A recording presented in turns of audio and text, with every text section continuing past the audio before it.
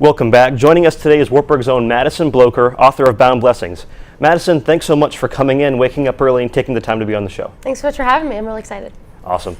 Can you tell us what exactly is Bound Blessings? So Bound Blessings is a devotional focusing on things that a lot of people struggle with. The subjects are faith, love, beauty, confidence, perseverance, positivity, and radiance. And it's kind of like a day-by-day thing, so you just open it up, get a little inspiration for your day, and then 50% of the proceeds goes towards the Children's Hospital in Iowa City. Well, that's wonderful. How did you get the idea that you wanted to write a book? It really has evolved from the start. Originally, I wanted to create like a book that people could write inspirational messages to the kids at the hospital and in return get the kids' story. And then when I really looked into that, there was a lot of confidentiality. And so then I really thought about what has really inspired me and helped me throughout my life. And when I was 13, I started writing in journals every single night. And I also read devotionals every night that really helped me through life. And so I decided that I would write a devotional as well that people can draw inspiration from too. And you mentioned that you started writing devotionals at the age of 13, but how long ago was it that you started working on Bound Blessings? This book, I actually started writing this book like last February. And then I finished it around Christmas time, and then that's when I started to design the layout and look into publishing and everything.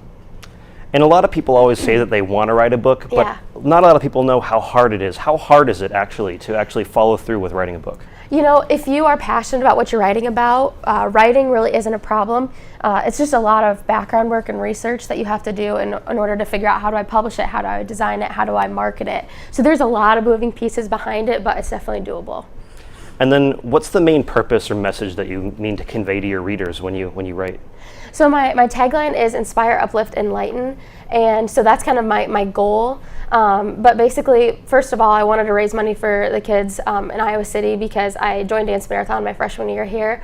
And being able to interact with the families, I really realized how impactful like that is for them. And so I wanted to do that. But also, a lot of people don't know what devotionals are, what they can do for them. So to have that little piece of inspiration each day to keep them kind of on track and in alignment with who they are was kind of my goal. Okay, and then over the summer you also worked on a journal guide for Bound Blessings. So what's the difference between the regular book and then the journal guide that you brought with you? So the journal guide is like a duo to the book. For every single write-up that's in the book, there's a corresponding like journal entry in the journal guide. And so what I found really important throughout my life was being able to like document my life stories to figure out, okay, what areas of my life do I need to get better at, or what areas of my life have I really made a lot of mistakes that I can improve in. And so I want other people to realize the importance of journaling, and so being able to read a passage each day and then being able to reflect on it through the journal guide was kind of my idea. And then through social media and by word of mouth, obviously the Bound Blessings has become rather popular across at least the Cedar Valley. Has that changed or affected your life at all?